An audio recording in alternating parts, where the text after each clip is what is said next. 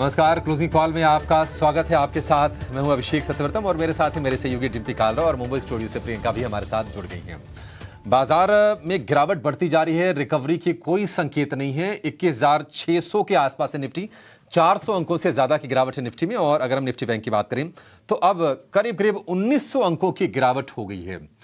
कोई संकेत नहीं, रिकवरी दूर दूर तक नहीं दिख रही बाजार में। और अब बड़ा रीजन यह है कि एचडीएफसी बैंक की जो गिरावट है वो बढ़ के हो गई है करीब करीब 8% के आसपास की।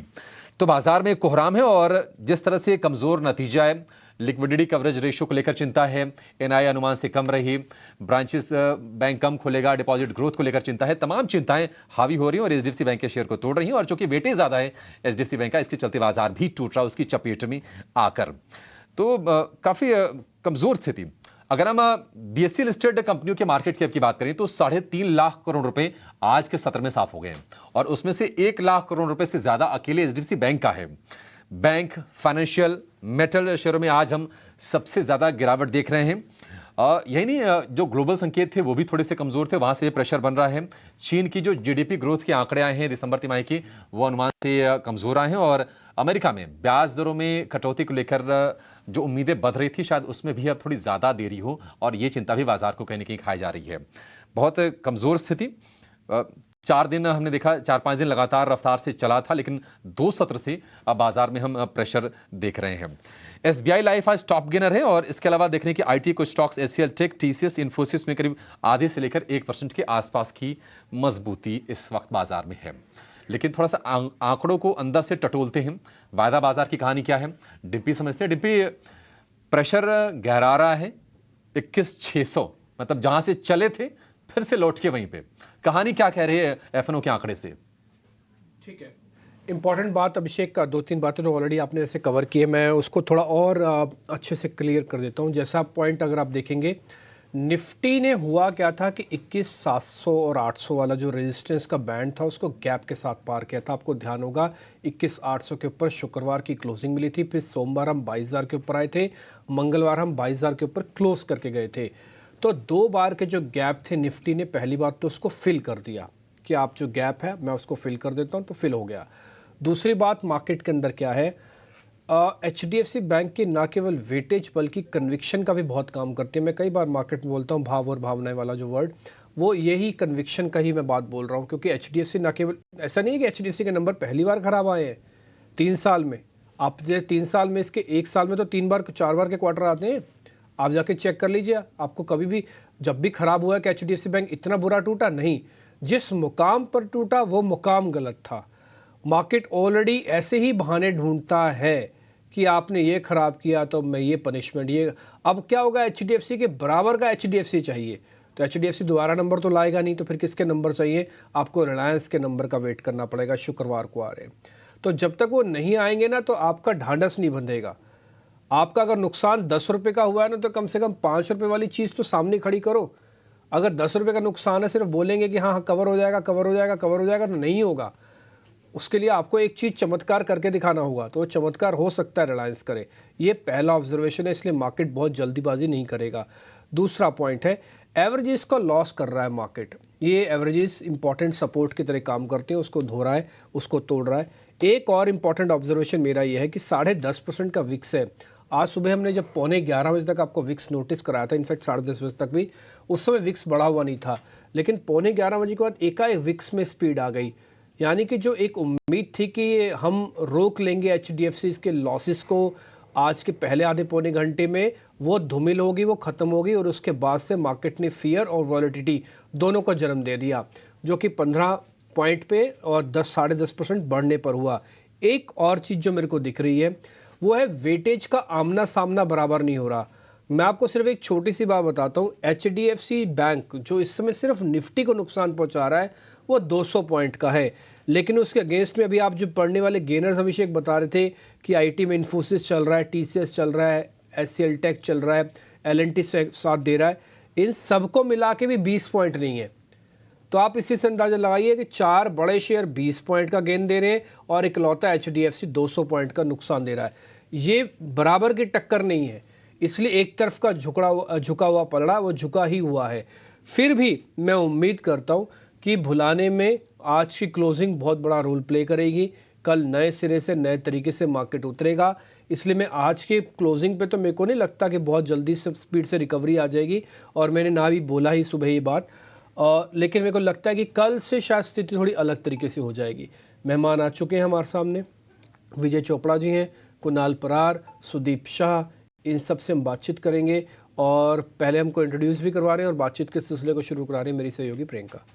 चलिए ठीक है, बिल्कुल। तो विक्स के इंडिकेशंस की बात कर रहे थे डिम्पी, लेकिन अब बाजार में एक्सपर्ट स्ट्रैटेजी बना क्या रहे हैं यहाँ पर? पहले एक टेक्निकल चेक ले लेते हैं, फिर विजय जी से भी बात करेंगे बाजार पर एक फंडामेंटल व्यू, क्योंकि फंडामेंटल्स कोई ओवरऑल चेंज नहीं हुए हैं। ये सिर्फ एक बहाना था, एक प्रॉफिट बुकिंग आनी थी, क्योंकि हम बहुत बड़े भी हैं। तो अब कौन से लेवल्स हैं जिन्हें रिस्पेक्ट बाजार कर सकता है? क्या बड़े सपोर्ट लेवल्स हैं? Sudeep, good afternoon to all of you. Sudeep, कौन से बड़े सपोर्ट लेवल्स को आप इस वक्त वॉच कर रहे हैं इंडेक्स पर? क्या स्ट्रैटेजी बना रहे हैं यहाँ से, और क्या स्लिप हो सकता है, पुल बैक आ सकता है, कैसे प्ले करना चाहिए? नमस्कार प्रियंका जी, नमस्कार डिम्पी जी, और सभी पैनलिस्ट को भी नमस्कार। जो हिसाब से हमने सुबह से देखा है, जो एक फॉल आया है और वो एचडीएफसी बैंक से शुरू हुआ है, और काफी अब लार्ज कैप्स में भी हम देख रहे हैं, और निफ्टी तकरीबन 400 सवा 400 पॉइंट अब टूट चुका है। और इसी के साथ निफ्टी अपना जो 20 दिन का एक्सपोनेंशियल मूविंग एवरेज है, जो 21,570-80 के आसपास है, उसी को अब रिटेस्ट करने की कोशिश कर रहा है। मुझे लग रहा है यदि ये 21,570-80 के नीचे फिसल जाता है, जो अगले अब यहाँ से सिर्फ 25-30 पॉइंट महज रह गए, तो इसके नीचे अगला सपोर्ट जोन 21,400 21,450 का रहेगा। तो मुझे लग रहा है यहाँ से थोड़ा वीकनेस और बढ़ सकता है, और आने वाले कुछ 1-2 सेशन में एटलीस्ट एफएनओ काउंटर्स में थोड़ा प्रेशर और बढ़ सकता है, क्योंकि वहां पे लिवरेज थोड़ा ज्यादा है।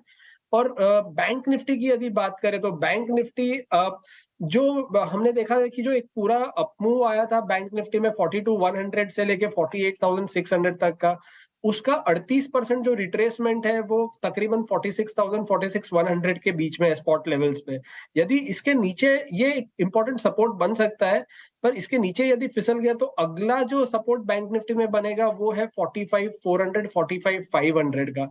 तो मेरे लिए 21,570 स्पॉट पर और 46,100 46,000 बैंक निफ्टी के स्पॉट पर ये बहुत इंपॉर्टेंट सपोर्ट जोन्स है। और मुझे लग रहा है कि यहाँ से फिलहाल बॉटम फिशिंग फिर भी नहीं करना चाहिए। एक दिन मार्केट को थोड़ा रुक के हमें वेट एंड वॉच करना चाहिए, और फिर ही हमें स्टॉक पिकिंग्स वो हिसाब से अकॉर्डिंगली करनी चाहिए। दीप, यानी आपके जो सपोर्ट लेवल्स आप बता रहे हैं वो करंट लेवल से बहुत दूर नहीं है, बहुत पास नहीं है। आप बता रहे हैं 21,570, यहाँ से 30-32 पॉइंट की दूरी है। तो देखते हैं, वॉच करते हैं। लेकिन एट द सेम टाइम दूसरी इंपॉर्टेंट चीज जो सुदीप कह रहे हैं कि यहाँ पर अब भी बॉटम फिशिंग करने की जल्दबाजी नहीं करनी चाहिए। 450 पॉइंट, 425 पॉइंट लगभग निफ्टी टूट चुका है। तो क्या यानी और इंडिकेशन स्लिपेज के हैं? वेट एंड वॉच करना इज ऑलवेज एडवाइजेबल। तो एक बार यहाँ से अब ट्रेडिंग आइडियाज क्या बन रहे हैं? कुणाल परार भी है हमारे साथ। Kunal, good afternoon. आप कैसे इस वक्त मार्केट को अप्रोच कर रहे हैं? क्या शॉर्ट के मौके ज्यादा ढूंढ रहे हैं, या फिर आपको लगता है कि पुल बैक के मौके भी दिख सकते हैं? क्या है आपके trading ideas? Well, good afternoon Priyanka ji, आपको एंड डिम्पी जी को, एंड पूरी पैनलिस्ट टीम को। नाउ मेरे जो ट्रेडिंग आइडियाज है वो मिक्स है। सबसे पहला शॉर्ट वाले आइडिया की बात कर लेता हूँ, क्योंकि आज देखने जाए तो उस पर्टिकुलर काउंटर में हमें ब्रेकडाउन देखने को मिला है आर्ली चार्ट पे, एंड जिस हिसाब से स्टॉक ट्रेड कर रहा है साइडवेज मोमेंटम का ब्रेकडाउन भी दिया है। स्टॉक का नाम है एसबीआई कार्ड। लाइकली चांसेस है आने वाले दिनों में फर्दर लेवल से भी स्टॉक में हमें गिरावट देखने को मिल सकती है।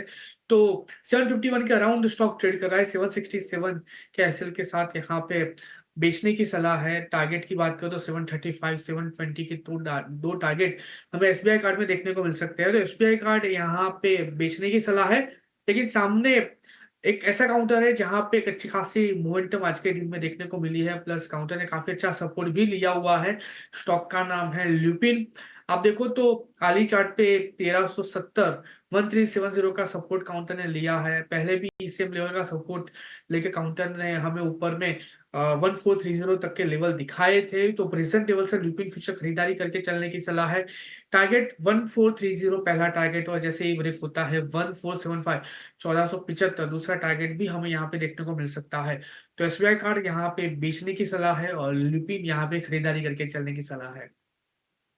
तो एसबीआई कार्ड को बेच रहे हैं और आप डिफेंसिव स्टॉक्स को प्लस कर रहे हैं, तो बाजार में ऐसे मौके पे डिफेंसिव बेट्स बढ़ जाती हैं। विजय चोपड़ा भी है हमारे साथ। विजय, आज बड़ा कल्प्रिट एचडीएफसी बैंक है, इस बैंक के नंबर्स को एक बार डिस्कस करना चाहेंगे, क्योंकि जब से इसका मर्जर हुआ उसके बाद और 2 क्वार्टर हो गए, स्ट्रीट को यही एक्सपेक्टेशन थी इसके मार्जिन इंप्रूव होंगे। हालांकि no doubt stock is an upward trajectory, branch expansion भी है, ठीक है, भले गाइडेंस थोड़ी कम दी हो, लेकिन क्या स्ट्रीट इस वक्त मार्जिन रिकवरी ही बड़ी चीज है जिसे देखना चाहता है, जिसकी वजह से आपको स्टॉक प्राइस में भी रिकवरी बहुत डिले के साथ दिख रही है और इतना शार्प रिएक्शन आ जाए?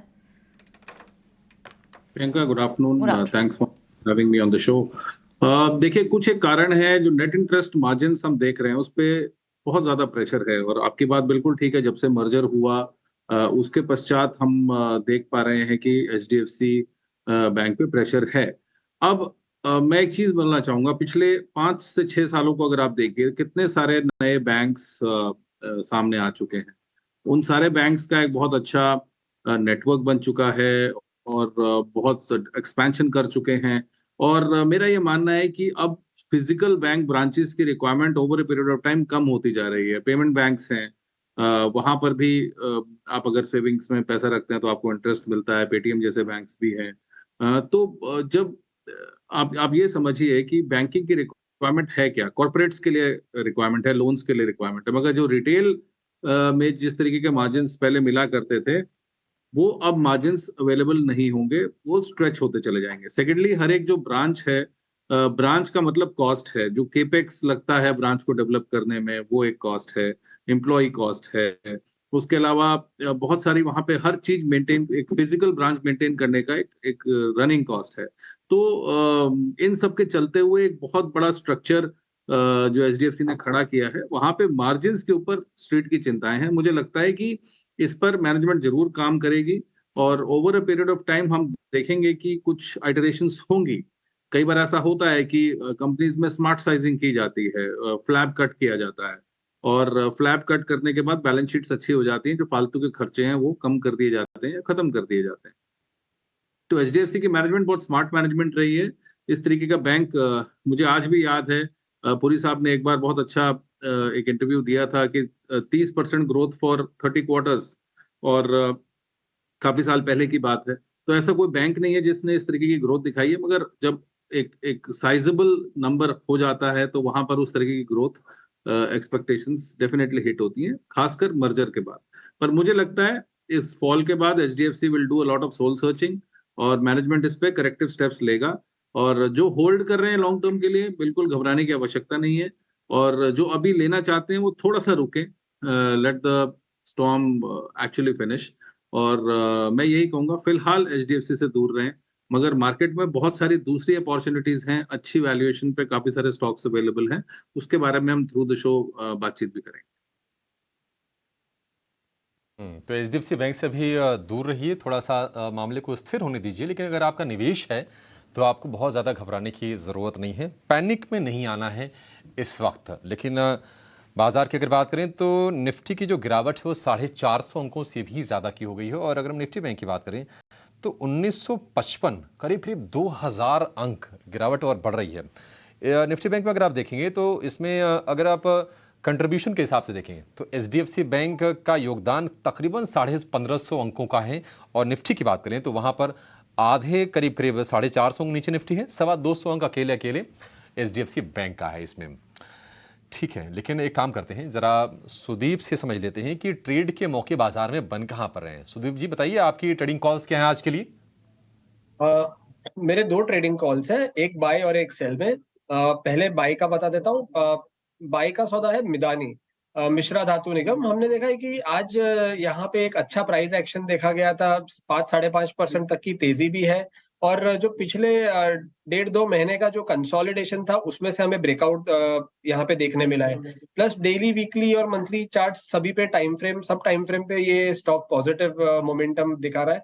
मुझे लग रहा है यहाँ पे मिधानी को बाय किया जा सकता है 420 के स्टॉप लॉस से 460 के टारगेट के लिए। और मेरा दूसरा पिक है कंटेनर कॉर्पोरेशन शॉर्ट।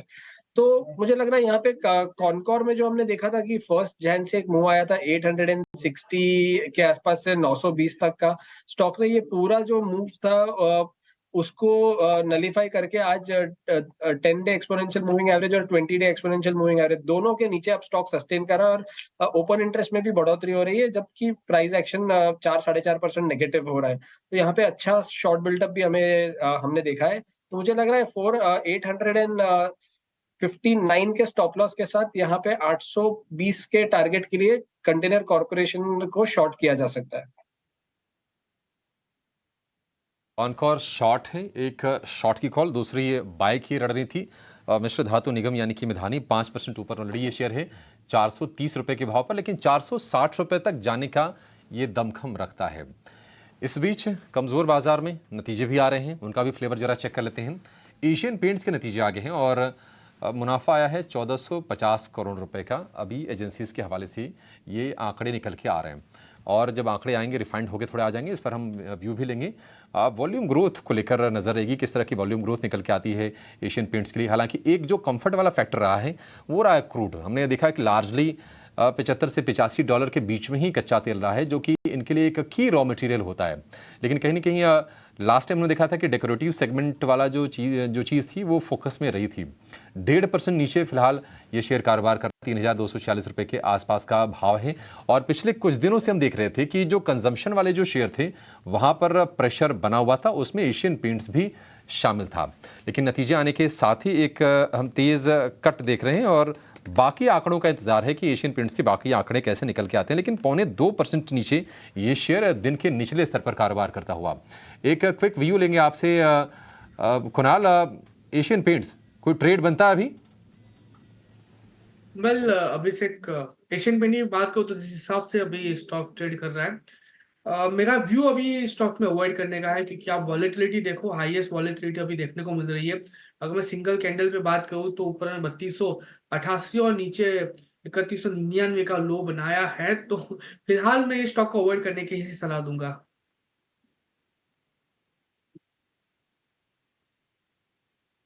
ठीक है, हालांकि नंबर को मैंने प्राइमा फेसी किया, मेरे हिसाब से तो नंबर ख़राब नहीं है, लेकिन अभी अवॉइड की कैटेगरी है। कई बार ऐसा होता है ना कि आपके पास अच्छे नंबर और ना बैड डे आ जाते हैं। कुछ मेरे को एशियन पेंट्स के देख के ऐसे ही लग रहा है कि नंबर ठीक है बट बैड डे ट्रीटमेंट हो रहा है। तो बैड डे का ट्रीटमेंट कहने का मतलब कि मार्केट के अंदर कोई रिदम नहीं, कोई पुल बैक का साधन नहीं, कोई सपोर्ट नहीं, अच्छी चीज़ों को इग्नोर, बुरी चीज़ों की मल्टीपल पनिशमेंट्स, कुछ वैसे ही आपको आते हुए दिख रहे हैं।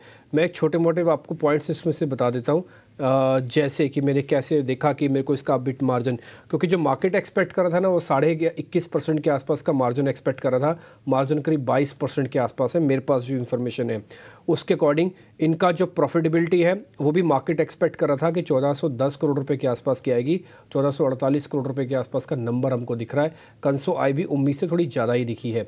तो क्वार्टर ऑन क्वार्टर YOY सब चेक कर लीजिएगा। मैं जितने भी नंबर आपको बोल रहा हूँ सब YOY बता रहा हूँ, और YOY बेसिस पर मेरे को नंबर उतने ख़राब तो नहीं दिखे हैं एशियन पेंट्स के।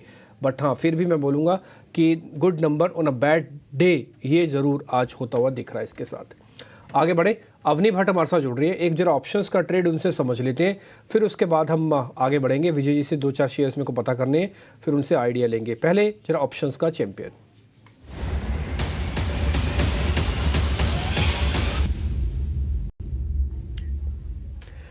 अवनी भट्ट। आज तो आपके पास जैसे कहते हैं ना कि माल पड़ा होगा बहुत सारा, अब क्या चुने क्या छोड़े ये वाला कंडीशन होगी।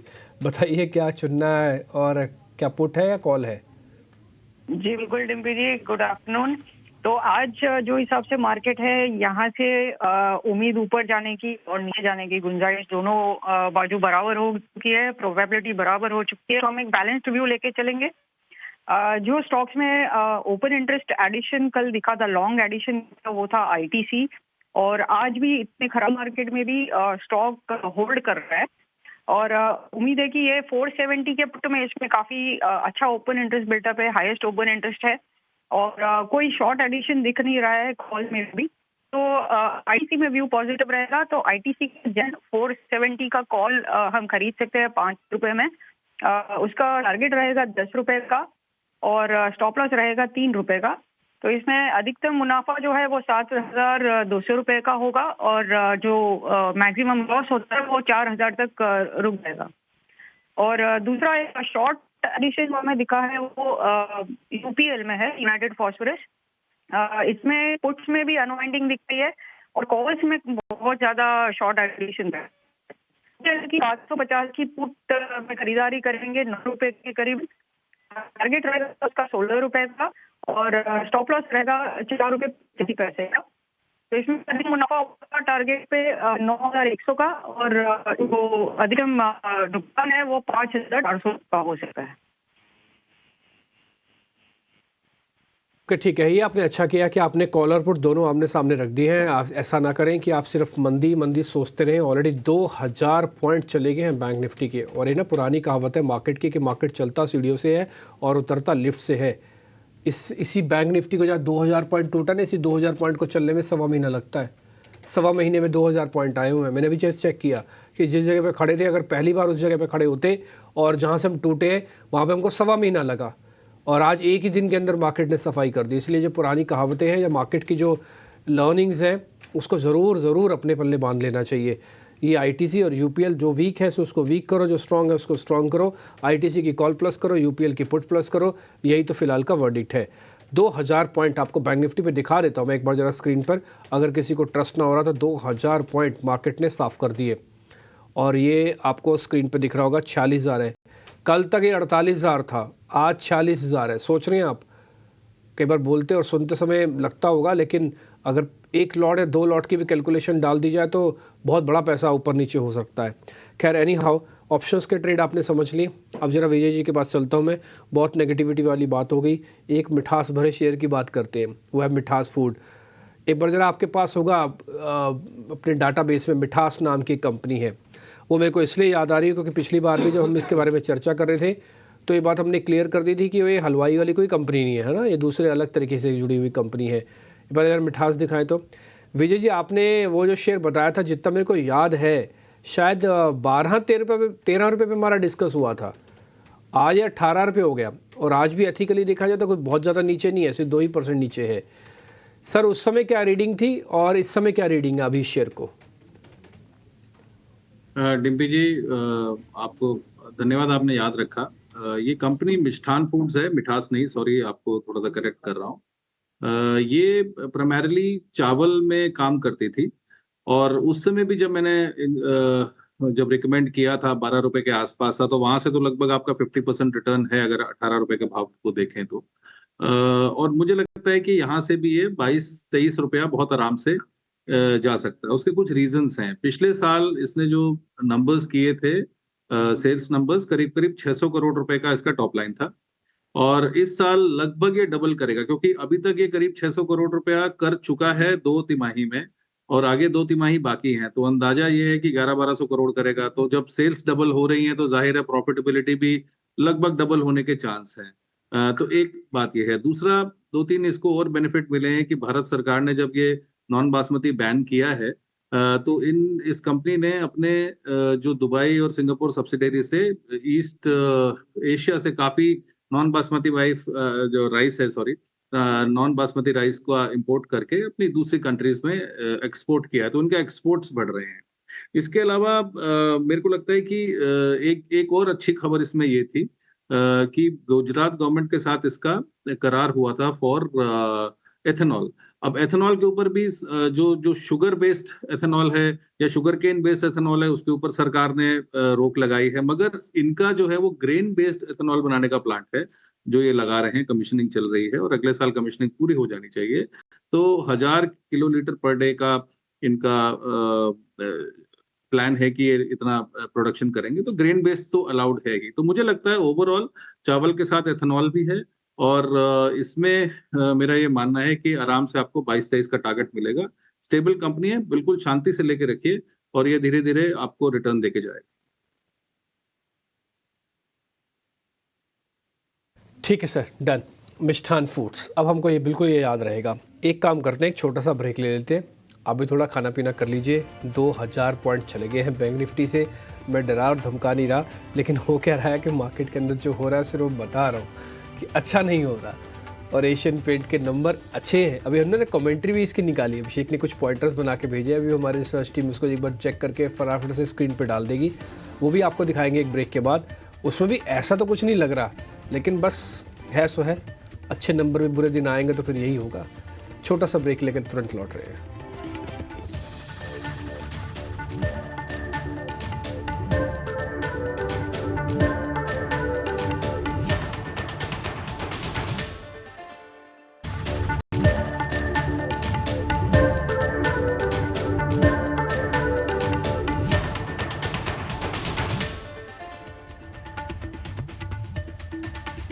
ब्रेक के बाद एक बार फिर आपका स्वागत है। अब पैनल पर एक और टेक्निकल एक्सपर्ट जुड़ गए हैं, आदित्य अग्रवाल। आदित्य, थोड़ी देर पहले हम इंडेक्स पर एक सपोर्ट जब बात कर रहे थे तो स्पॉट पे 21,570 तक की बात हो रही थी, उसी के आसपास हम ट्रेड कर रहे हैं। इस वक्त क्या स्ट्रैटेजी बन रही है? क्या बाजार में और शॉर्ट के मौके ढूंढने चाहिए इस वक्त, या आपको लगता है कि यहाँ से पुल बैक कर सकता है? आप क्या रीड कर रहे हैं? वीकनेस तो जरूर है प्रियंका। गुड आफ्टरनून शो पे बुलाने के लिए शुक्रिया। निफ्टी पे वीकनेस जरूर है, पूरे मार्केट में सेलिंग का प्रेशर है। इनफैक्ट अगर हम आज देखें तो यूजुअली मार्केट में पुल बैक देखने मिलता है सेकंड हाफ में, अगर मार्केट गैप डाउन करता है तो आज वो बिल्कुल देखने नहीं मिल रहा है। इनफैक्ट मार्केट लोअर लो बनाते जा रहा है। बहुत पास है सपोर्ट के, ये जरूर मैं कहना चाहूंगा। 21,500 का प्रीवियस सपोर्ट था, उसके पास में आ चुका है मार्केट। अभी तक भी लोअर लो लोअर हाई नहीं बना है प्रियंका मार्केट में डेली बेसिस पे। सो अगर ये अब 21,500 तोड़ के मार्केट उसके नीचे सस्टेन करता है तो फर्स्ट लोअर लो बनाएगा मार्केट इंडेक्स। इसके साथ अगर मैं RSI प्लॉट करना चाहूंगा, अगर RSI प्लॉट करूं तो फर्स्ट टाइम इंडेक्स 60 के नीचे आया है RSI, जबकि मार्केट में थोड़ा करेक्शन देखने मिल रहा है। पूरे अपमूव में जब 19,400 से स्टार्ट हुआ था ये अपमूव, तब से RSI 60 के नीचे नहीं आया था। फर्स्ट टाइम RSI 60 के नीचे।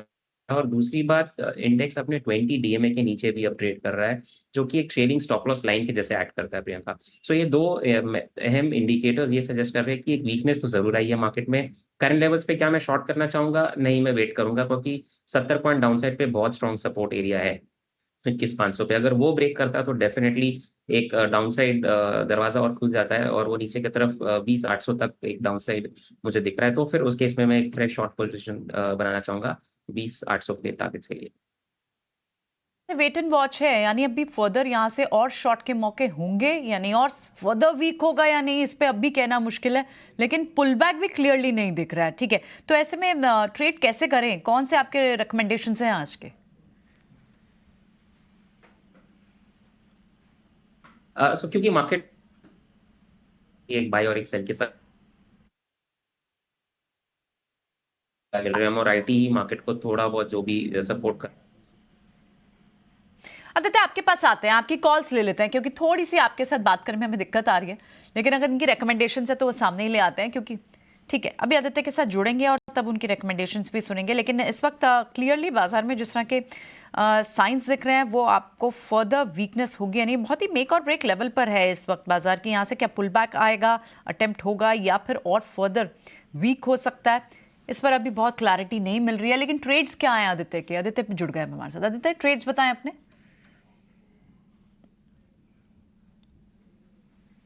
Aditya, if you can hear me, अपनी आज की रिकमेंडेशंस बताएं। अच्छा छोड़िए, ठीक है, नहीं बात हो पा रही आदित्य से, बात दोबारा तो उनसे कनेक्ट करने की कोशिश करते हैं। लेकिन इसमें कहाँ स्ट्रेंथ दिख रही है? इनफैक्ट IT के स्टॉक्स आप देखें तो वो इतना बुरा नहीं कर रहे हैं। 2 दिन की थोड़ी सी साइडवेज होने के बाद फिर से आपको मिड कैप IT में बिरला, सॉफ्ट, कोफोर्ज जैसे काउंटर्स में अच्छी मूव दिख रही है। इनफैक्ट LTTS में भी अच्छी शॉर्ट कवरिंग है। क्या थोड़ा IT पैक पे एक सेफ्टी दिखती है इस वक्त, कुणाल? वेल, IT काउंटर्स की बात करें तो एक अच्छी मोमेंटम थ्रू आउट डे हमें IT काउंटर्स में देखने को मिली है। आप देखो तो IT काउंटर्स ही थे जिन्होंने इंडेक्स को एक लेवल पे संभाल के रखा था, और मुझे लग रहा है कि आने वाले दिनों में एक अच्छी खासी मोमेंटम हमें IT काउंटर्स में फर्दर एक्सटेंड होते हुए देखने को मिल सकती है। व्यू मेरा, अगर इस लेवल पे स्टॉक स्पेसिफिक बात करूं तो इन्फोसिस पे ही रहेगा, और पिछले बहुत दिनों से हम IT के ऊपर इन्फोसिस में एग्रेसिव थे। अगर मैं बात करूं, अभी 1640 का राउंड स्टॉक ट्रेड कर रहा है। बाय करके चलने की सलाह है 1590 के SL के साथ। ऊपर में एक लेवल आ रहा है 1670 जैसे ही ये लेवल क्रॉस होता है, वन वे 1900 तक की मोमेंटम हमें स्टॉक में देखने को मिल सकती है। तो व्यू मेरा पॉजिटिव साइड ही है। IT काउंटर्स आने वाले दिनों में इंडेक्स में एक अच्छी खासी मोमेंटम लाने में हेल्प कर सकते हैं, और जहां तक मेरा मानना है 2024 IT आउट परफॉर्म कर सकता है ओवरऑल सारे के सारे सेक्टर में। तो व्यू IT काउंटर्स में इन्फोसिस पे अभी फिलहाल पोजीशन बनाने का चल रहा है। पर इस वक्त इन्फोसिस आपको बेहतर लगता है? ठीक है, इस वक्त कोई नई पोजीशन बनाने से पहले 2 बार सोचना ज़रूर चाहिए, क्योंकि इस वक्त बाजार जिन लेवल्स पर है वहाँ पर दोनों तरह की पोजीशनिंग पॉसिबल है, वीक भी और यहाँ से पुल बैक भी। लेकिन चलिए, जहाँ पर नंबर्स आ गए हैं, स्ट्रेंथ है, वहाँ पर ब्रोकिंग हाउस की रिपोर्ट्स क्या कह रहे हैं। नतीजों के बाद फेडरल बैंक का शेयर फोकस में है और रिजल्ट्स के बाद कंपनी ने क्या गाइडेंस दी, ब्रोकरेजेस की क्या राय है, एक बार गौरव जावलकर से, हमारी रिसर्च टीम से, उनसे समझ लेते हैं। गौरव जी, तो फेडरल बैंक्स के रिजल्ट आ चुके हैं और अगर रिजल्ट्स की बात करें, ऑपरेशनल डेटा जो है वो काफ़ी स्ट्रांग रहा है बैंक के लिए। अगर हम नेट इंटरेस्ट इनकम की बात करें तो वो उसमें कहीं पे हमें 8.5% की ग्रोथ देखने को मिली है YOY बेसिस पे। पीपीओपी की अगर बात करें तो उसमें हमें 12.8% की ग्रोथ देखने को मिली है YOY बेसिस पे। और अगर हम पैट की बात करें, जो है प्रॉफिट आफ्टर टैक्स, उसमें हमें 25% की ग्रोथ देखने को मिली है on a YOY basis. PAT जो है इस बार का वो 1000 करोड़ के मार्क को भी क्रॉस कर चुका है और ये भी एक माइलस्टोन रहा है बैंक के लिए। और बैंक का मानना यह है कि आगे जाके भी यही लेवल्स पे हम वो अपना पैट जो है वो मेंटेन कर पाएंगे। अगर हम एसेट क्वालिटी की बात करें तो वो भी कहीं पे हेल्दी रहा है। ग्रॉस एनपीएस 2.29% पे था और नेट एनपीएस जो था वो 0.64% पे था, जो कि फिर से काफ़ी लो लेवल्स पे रहा है। लोन ग्रोथ और डिपॉजिट ग्रोथ को लेके बैंक का मानना यह है कि 18 to 20% के रेंज में वो आगे जाके भी अपना लोन ग्रोथ और डिपॉजिट ग्रोथ जो है वो रखने की क्षमता रखते हैं। निम्स जो है वो कहीं पे 3 बिप्स से ही नीचे गिरे हैं क्वार्टर ऑन क्वार्टर बेसिस पे और वो अभी आते हैं 3.19% पे। बट बैंक का मानना आगे जाके ये है कि ये लेवल्स पे निम्स जो है वो सस्टेन करेंगे और रादर थोड़े बहुत आगे जाके बढ़ने की भी आशंका है। अगर हम आगे जाके डिपॉजिट्स की बात करें तो डिपॉजिट्स भी कहीं पे कंसेंसस का मानना ये है कि डिपॉजिट रेट जो है वो कहीं पे पीक हमने देख चुके हैं और लोन्स का डिमांड जो है वो भी कहीं पे आगे जाके हेल्दी रहेगा। और बैंक का ये भी मानना है कि ROA जो है बैंक का वो आगे जाके 1.4 to 1.5% पे जाने की आशंका है। और इसी के ऊपर हमारे पास कुछ ब्रोकरेजेस भी है, जो कि सबसे पहले अगर हम बात करें तो वो है JP मॉर्गन, जहाँ पे उन्होंने बाय रेटिंग मेंटेन रखते हुए 175 रुपीज़ का टारगेट प्राइस जो है वो मेंटेन रखा है बैंक के लिए। उनका मानना यह है कि वैल्यूएशंस काफ़ी सपोर्टिव लेवल पे है और लायबिलिटी फ्रेंचाइजी जो है वो भी काफ़ी स्ट्रॉन्ग है बैंक के लिए। कोटक का भी मानना यही है और इसीलिए उन्होंने बाय रेटिंग रखा है 175 रुपीज़ के टारगेट प्राइस के साथ। तो उन्होंने अपना बैंक जो है ये एक टॉप पिक में रखा है उनके, और उनके हिसाब से लोन मिक्स जो है वो काफ़ी अच्छा रहा है बैंक के लिए और इसीलिए ये बुलिश व्यू हमें देखने को मिल रहा है। येस सिक्योरिटीज़ ने भी अपने बाय रेट पे ये बैंक को रखा है और टारगेट प्राइस जो है वो 195 रुपीज़ का दे रखा है। और लास्ट अगर बोफा की बात करें तो बोफा ने भी कहीं पे बाय रेटिंग बरकरार रखते हुए टारगेट प्राइस जो है वो 180 रुपीज़ का दे रखा है। तो इसी के ऊपर इन स्ट्रॉन्ग रिजल्ट्स के बाद काफ़ी इंटरेस्टिंग रहेगा कि बैंक अपने इन्वेस्टर्स को कैसे ये रिटर्न्स जो है शेयर प्राइस के थ्रू पास ऑन करते हैं और कैसे शेयर प्राइस जो है वो शेप अप होता है बैंक के लिए। ठीक है, तो फेडरल बैंक पर JP मॉर्गन का व्यू और वैल्यूएशंस आकर्षक लग रहे हैं फेडरल बैंक के। हालांकि आज हम देख रहे हैं कि शेयर थोड़ा सा नीचे ये कारोबार कर रहा है मार्केट के कमज़ोर सेंटिमेंट के बीच में। लेकिन एक शेयर जिसका जिक्र करना चाहेंगे, चोपड़ा साहब आपसे उस पर व्यू लेंगे, वो है IEX का। ऊर्जा मंत्री RK सिंह ने मार्केट कपलिंग की बात की है। उनका कहना है कि प्रावधानों पर विचार जारी है। तो हो क्या जाएगा कि यूनिफॉर्म प्राइसिंग कहीं ना कहीं हो जाएगी और अभी तक जो मोनोपोली एक तरह से है IEX की, 90% से ज़्यादा वॉल्यूम इसी एक्सचेंज पर हो रहे हैं, तो उसको कहीं ना कहीं एक चैलेंज मिलता हुआ दिखाई देगा। हालांकि उन्होंने कहा कि प्रावधानों पर अभी विचार जारी है, लेकिन उस फियर में, उस डर में ये शेयर टूट रहा है और अब ये दिन के निचले स्तर पर है 11% के आसपास का। तो जिनके पास IEX है चोपड़ा साहब, उनको क्या करना चाहिए और आप किस तरह से दिख रहे हैं ये पूरे के पूरे डायनेमिक्स चेंज होते हुए? मैंने जैसे पहले बोला, HDFC के साथ चैलेंज आया जब कॉम्पिटिटर्स खड़े होते गए। प्राइवेट बैंकिंग में पहले ICICI और HDFC ही मेजर बैंक्स थे और अब आप देखिए कि every nook and cranny has a bank. Even छोटे शहरों में Tier 2-3 टाउन्स में भी अगर आप देखें तो जो सेकंड रंग बैंक्स हैं वो खुलते जा रहे हैं। अभी मैं सुन रहा था जना बैंक का भी IPO आने वाला है। तो बहुत सारे छोटे स्मॉल फाइनेंस बैंक्स हैं जो कि अब खुल रहे हैं और वो कंपटीशन दे रहे हैं। तो इसी प्रकार से IEX में भी मुझे लगता है जब भी कंपटीशन आता है डेफिनेटली मार्जिन स्क्वीज होते हैं, तो यहाँ पर भी इशू आएगा। अभी तक तो मोनोपोली था, बट आई थिंक कि IEX को कुछ सोल सर्चिंग करनी पड़ेगी, कुछ स्ट्रैटेजी पे काम करना पड़ेगा, तभी ये रिटेन कर पाएंगे अपने कस्टमर्स को। बट यस, ये जो आज फियर है मार्केट में, तो इसमें कपलिंग हो गई है। मुझे लग रहा है कि ये कुछ ओवर रिएक्शन है कई सारे स्टॉक्स में, और ये ओवर रिएक्शन मुझे लगता है बहुत ज्यादा नहीं चलना चाहिए। शॉर्ट लिव्ड रहता है। जब इस तरह का शार्प फॉल आता है तो जनरली ओवरसोल्ड कैटेगरी में मार्केट्स आ जाते हैं। मैं अभी पीसीआर देख रहा था तो 0.5 0.6 पे निफ्टी का पीसीआर है, तो जाहिर बात है ओवरसोल्ड है। हो सकता है कल थोड़ी सी सेलिंग कंटिन्यू करे अगर रिकवरी नहीं आती अगले 20 मिनट में, और वहां से थोड़ी रिकवरी देखने को मिले। कल एक्सपायरी भी है, तो मोस्ट प्रोबेबली मुझे लगता है कि थोड़ा जब ओवरसोल्ड हो जाती है मार्केट्स और स्टॉक्स तो वहां से रिकवरी आती है। तो रिकवरी में निकलें, आईएक्स में यही कहूंगा, रिकवरी में निकलें। और बहुत सारी दूसरी अपॉर्चुनिटीज हैं, स्टॉक्स हैं, कंपनीज हैं जहां पर आप निवेश कर सकते हैं, अच्छी स्टोरीज हैं। तो कभी कोई नेगेटिव खबर आ गई तो कोई बात नहीं, उसमें हम अपना प्रॉफिट कम या में भी थोड़े बहुत लॉस में भी हम निकल सकते हैं। तो जैसे ही रिकवरी मिलती है बाहर निकलिए, ये मेरा रिकमेंडेशन। ठीक है, आईएक्स में रिकवरी पर निकलने की सलाह है, लेकिन बाजार के अगर हम विलेंस की बात करें तो आज हम देख रहे हैं कि मेटल स्टॉक्स भी हैं। 6% सेल नीचे है, टाटा स्टील में 4-4.5% के आसपास की गिरावट है, नाल्को का शेयर टूट रहा है। तो अच्छे आंकड़े जिस दिन आते हैं चाइना से, अभी कल परसों में खबर आई थी कि स्टिमुलस पैकेज लाने की तैयारी में है चीन की सरकार सपोर्ट देने के लिए। कल हम देख रहे थे कि ये शेयर चल रहे थे। अब चीन के जो इकोनॉमिक जो डेटा है जीडीपी के, वो प्रेशर बनाने का काम कर रहे हैं। किस तरह से ट्रेड करें सुदीप? कहीं शॉर्ट के मौके दिख रहे हैं या फिर थोड़ा ज़्यादा टूट गए हैं, अब थोड़ा सा दूर रहना चाहिए? नहीं, पहले यदि हम निफ्टी मेटल इंडेक्स की तरफ एक बार देखें तो पिछले 3-4 दिन से हम देख रहे थे कि ऊपरी लेवल पे कंसोलिडेशन हो रहा था, पर इंडेक्स अपना जो 10 दिन का जो एक्सपोनेंशियल मूविंग एवरेज है 10 डेमा, उसके ऊपर सस्टेन कर रहा था।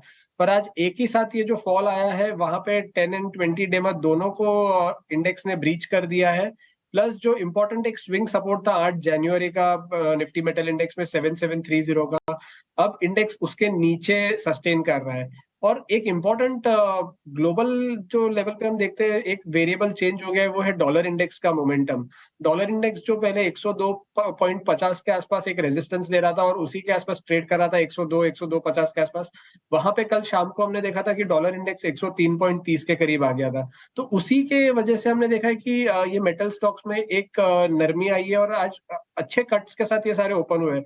तो जैसे कल स्टील अथॉरिटी था, बहुत अच्छी तेजी में गया था, आज वहां पे कंप्लीट रिवर्सल हमने देखा। साथ साथ में यदि हम जिंदाल स्टील में देखें तो वहां पे भी एक रिवर्सल पैटर्न बन रहा है। तो मुझे लग रहा है मेटल स्टॉक्स को थोड़ा वहां से थोड़ा दूर रहना चाहिए। NALCO, Hindalco, Jindal steel, JSW steel, ये सब में थोड़े रिवर्सल पैटर्न्स बन रहे हैं और अपने इंपॉर्टेंट स्विंग सपोर्ट्स तोड़ रहे हैं। तो मुझे लग रहा है यहाँ पे बॉटम फिशिंग नहीं करना चाहिए और थोड़ा सेल ऑन राइज का व्यू रखना चाहिए ये सारे स्टॉक्स में। बॉटम फिशिंग नहीं करनी है, निचले स्तर पर नहीं खरीदना है, उछाल पर बिकवाली की सलाह है सुदीप जी की तरफ से। एक छोटे से ब्रेक के लिए रुकेंगे। बाजार के जो लेवल्स उसमें कोई परिवर्तन नहीं है, 450 अंक नीचे निफ्टी है, सेंसेक्स की बात करें 1550 अंक और निफ्टी बैंक करीब 2000 अंक नीचे कारोबार कर रहा है। ब्रेक के बाद जब लौटेंगे तो आप ये समझेंगे कि बीटीएसटी ट्रेड के लिए मौके कहां पर बन रहे हैं। जहां मौके बनेंगे बिल्कुल उसी की हम पहचान करेंगे, उसके अलावा कुछ भी नहीं। एक छोटे से ब्रेक के लिए रुकेंगे।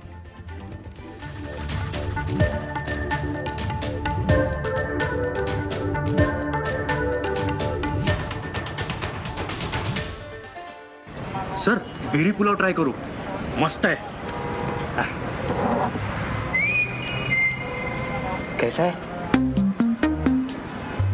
अरे उसको काहे को घूरता है? टिप्स इग्नोर करने का, अपना दिमाग लगाकर ऑर्डर देने का। मार्केट का स्टॉक टिप्स बहुत लोग देता है, डेंजरस हो सकता है। कंपनी और रिस्क पूरा समझने का, फिर इन्वेस्ट करने का। सोच कर समझ कर इन्वेस्ट कर। मैं एक्सिस सिक्योरिटीज से राजेश पालविया। मैं दूंगा आपको ऐसे ट्रेडिंग आइडियाज़ जो कराएंगे आपको धमाकेदार मुनाफा।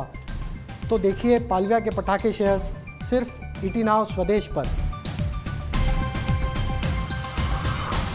पापा जी कैमरा उल्टा है आपका। शीर्षासन कहते हैं इसे। इस टाइम पापा स्ट्रेस कम कर रहे हैं, घर नहीं बिक रहा ना। इसे बेच के नए घर का पेमेंट करना था, लेकिन ढंग के बाहर से नहीं मिल रहे। पापा जी घर बेचना है तो मैजिक ब्रिक्स पे आइए, यहाँ पे हजारों सेलर्स रोज मिलते हैं लाखों बायर्स से, ताकि प्रॉपर्टी जल्दी बिके और बेटर प्राइस मिले। वाह, अब आप सीधे हो जाइए। कुछ लोगों के लिए मैं टेढ़ा ही रहूंगा।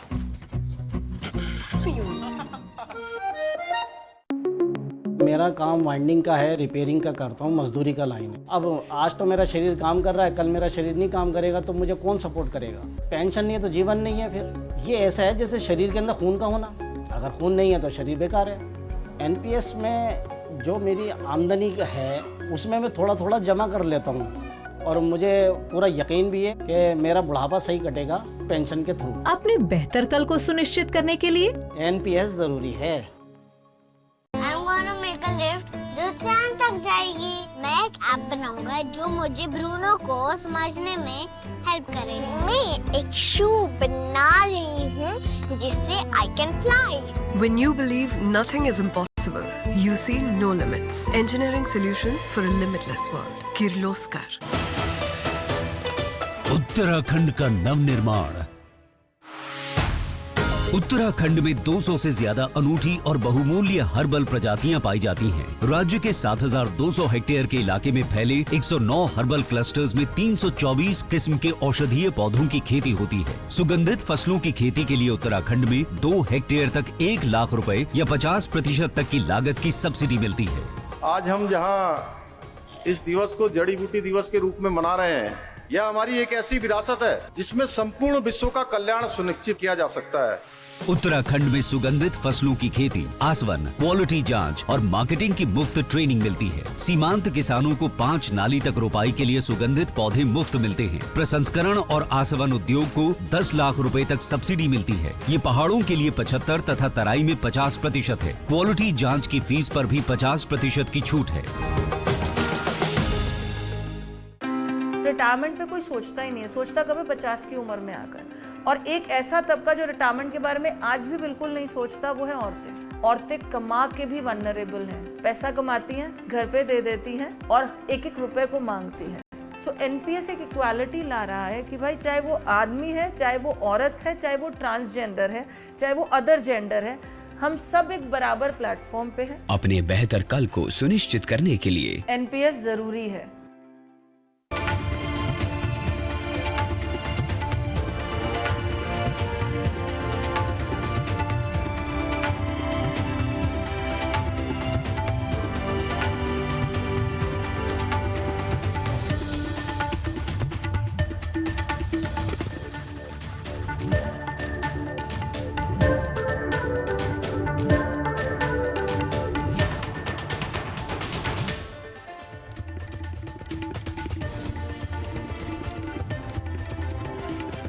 ब्रेक पर एक बार फिर आपका स्वागत है। अगर आप बाज़ार से हट कर देखना चाहेंगे तो बहुत सारी चीज़ें और दिख जाएंगी। जैसे सोम डिस्टिलरीज के नंबर आए हैं, इसके पैट ने बीट किया है मार्जिन्स को, मार्जिन्स भी अच्छे आए हैं और इसका पैट भी अच्छा आया है।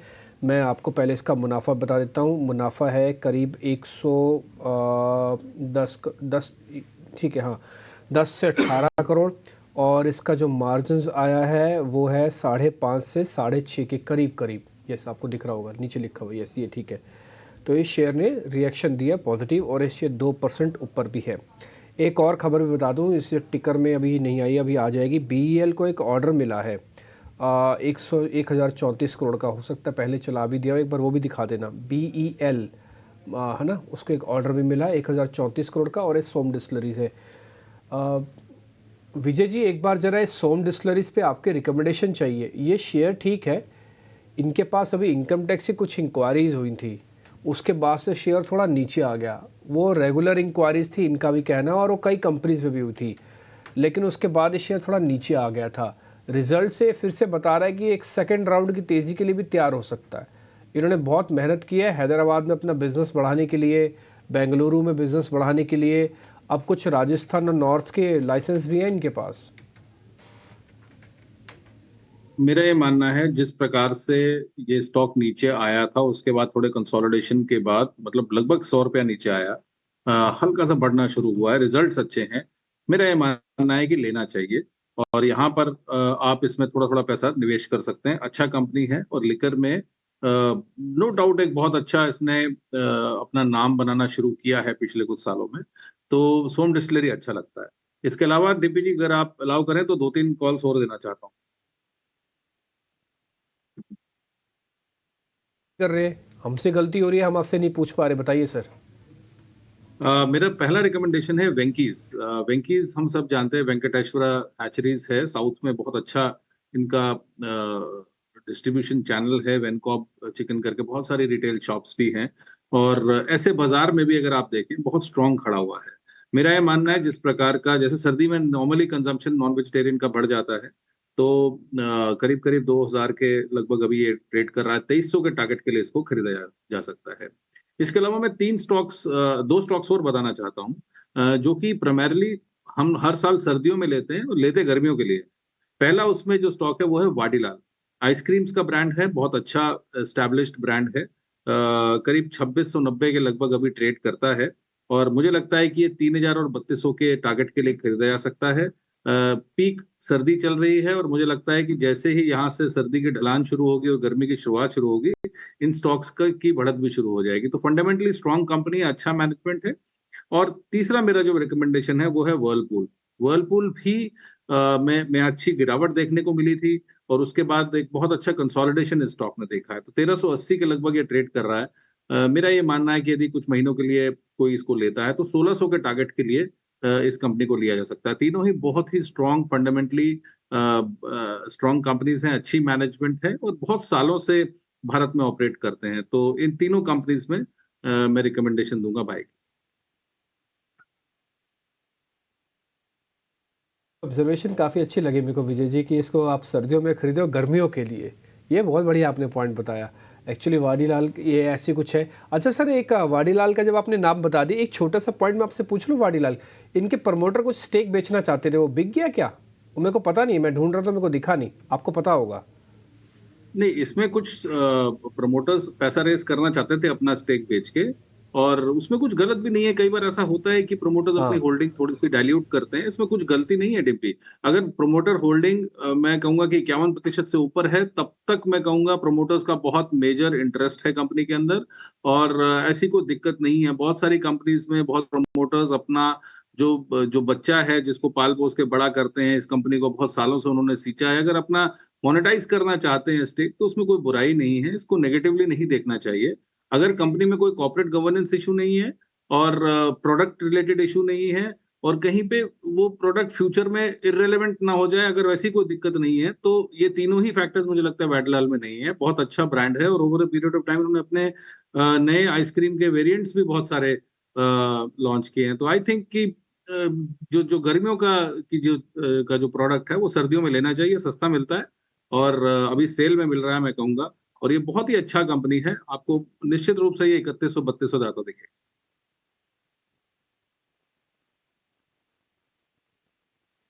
ऑल राइट, ठीक है। चलिए वेरी क्विकली, अब कुछ समय ही बचा है, कुछ मिनट ही बचे हैं और हम देख रहे हैं कि 21,570 से वहाँ से कोई रिकवरी नहीं हुई। इनफैक्ट फर्दर और कुछ और पॉइंट्स गिरा ही है बाजार। तो यहाँ BTST नहीं STBT ट्रेड्स होने चाहिए।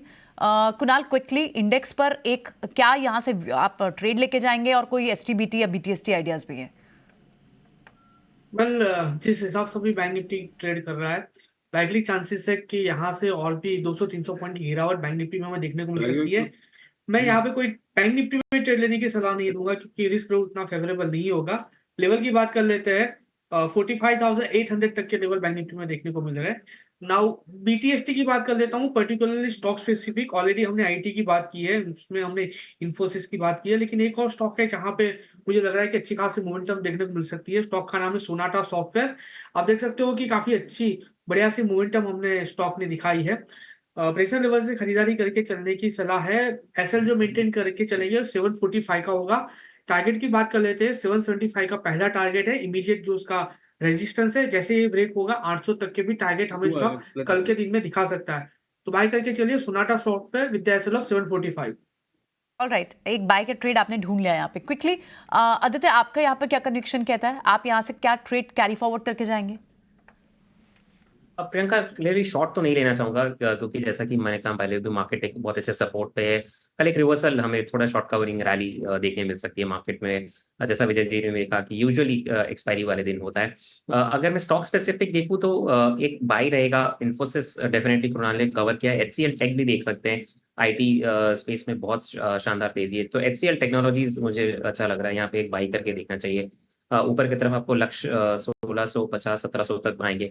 नीचे स्टॉप लॉस लगा है 1550 और रिस्क रिवॉर्ड के लिहाज से भी बहुत अच्छा बेहतरीन बैठेगा। दूसरा स्टॉक STBT का रहेगा, एक PI इंडस्ट्रीज। प्रियंका, कंटिन्यूस इसमें हमने सेलिंग देखी है। एक न्यूज आने के बाद, एक पुल बैक के बाद वापस से इसने डाउनवर्ड ट्रेजेक्टरी रिज्यूम किया है। तो यहाँ पे बिकवाली की सलाह रहेगी पीआई इंडस्ट्रीज में। नीचे में लक्ष्य यहाँ पे 3300 तक का देखने मिल सकता है और स्टॉप लॉस लगा है इसमें 3470 का।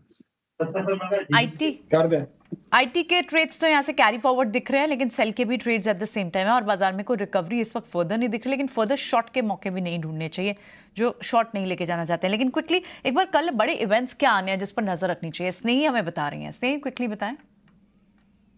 जी बिल्कुल, तो आइए बात करते हैं कुछ महत्वपूर्ण क्यूज़ की जो आपको कल के ट्रेडिंग सेशन के लिए अपने ध्यान में रखने चाहिए। और ग्लोबली बहुत कुछ नहीं हो रहा है, बट यूएस से इनिशियल जॉबलेस क्लेम्स का डेटा आएगा। और जब भारत की बात करते हैं तो कल गुरुवार है, इसका मतलब कल मार्केट में वीकली एक्सपायरी भी होगी।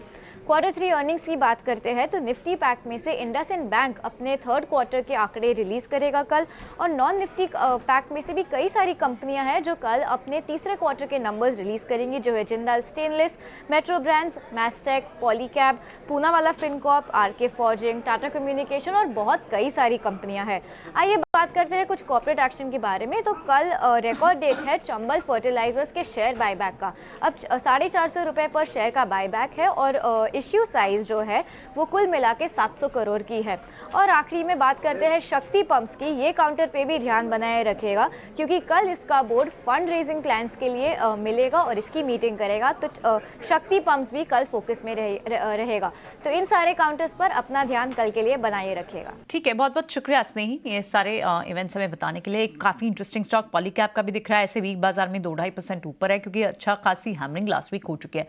नंबर्स से पहले इस वक्त ये ऑलरेडी 300-350 पॉइंट्स चल चुका है। अगर आप देखें सुदीप, जहाँ से ये टूटना शुरू हुआ था, अच्छी रिकवरी, लेकिन numbers of course fundamentally numbers में तो कोई दिक्कत नहीं होनी चाहिए। आप यहाँ से कोई ट्रेड लेंगे पॉलीकैब पे इन लेवल्स पर?